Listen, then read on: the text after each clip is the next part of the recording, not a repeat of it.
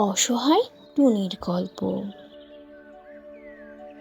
পর্ব 15। টুনি তার বৌমাকে কত ভালোবাসে, কখনো রেগে জোরে কথা বলে না। তবু টুনির বৌমা তার ছেলের কাছে এসে বলে, দিন নেই রাত নেই, সারাটাক্ষণই আমাকে বাড়ির সব কাজ দাসীবাদীর মতো করে তোমার মা করিয়ে নেন। তাতে আমার কোনো অভিযোগ নেই। আমি কখনো কি কিছু বলেছি বলো? আবার দেখো, এই মাঝরাতেও তোমার মা আমাকে তার ঘরে ডেকে নিয়েছেন তার সেবা করার জন্য। উনি আমার ঘুমের 14টা তো বাজিয়েই দিলেন এই রাত্রিবেলা।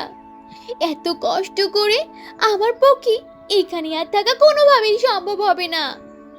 তাই বলছি, শোনো, আমাকে তুমি অন্য কোনো বাড়িতে নিয়ে চলো, আর না হয় আমার বাপের বাড়িতে গিয়ে রেখে আসো। আর তুমি যদি আমাকে না রেখে আসো, তাহলে আমি না হয় নিজেই চলে যাব। এখানে তবুও আমার থাকা আর কোনোভাবেই সম্ভব নয়। সাম্বার মুখে এইসব কথা শুনি তখন রনু বলে, আচ্ছা আচ্ছা, ঠিক আছে, আগে সকালটা হোক, তারপর আমি দেখছি বিষয়টা। আর না হয় আমি তোমাকে নিয়ে শহরে চলে যাব, কেমন? এই বাড়িতে থাকার আমারও কোনো ইচ্ছা নেই, বুঝলে? তাই বলছি, এখন নিশ্চিন্তে ঘুমাও, আর আমাকেও একটু শান্তি করে ঘুমোতে দাও। এখন এসব নিয়ে আর কোনো কথা বলো না। এরপর তারা দুজনই ঘুমিয়ে যায়। সকালবেলা রনু ও তার স্ত্রী শাম্ভা তাদের সব কিছু গুছিয়ে নিয়ে রওনা দেয়। তখন টুনি তাদেরকে এই বাড়িতে থাকার জন্য অনুরোধ করলেও টম্বা বলে, মা, আমি কি বলছি তুমি কান খুলে শোনো। আমি আর আমার স্ত্রী তোমার এই ভাঙা বাড়িতে আর থাকবো না।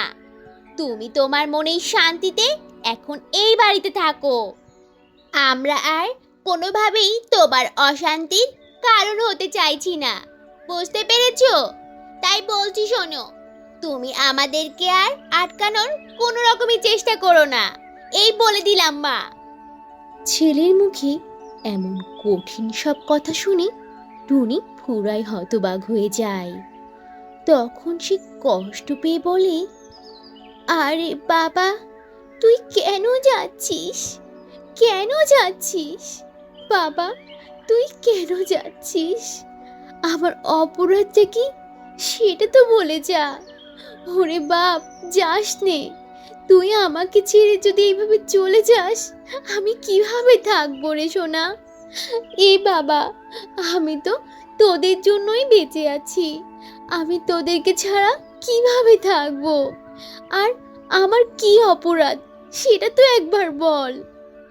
মায়ের এমন করুণ আকুতিতেও রনু আর পেছন ঘুরে তাকালো না।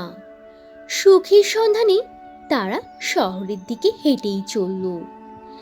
আর এদিকে বৃদ্ধা টুনি সেখানে দাঁড়িয়ে কান্না করতে থাকে।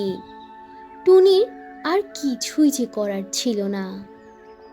এরপর কি হবে এই অসহায় টুনির সাথে, সেসব থাকছে পরের পর্বে।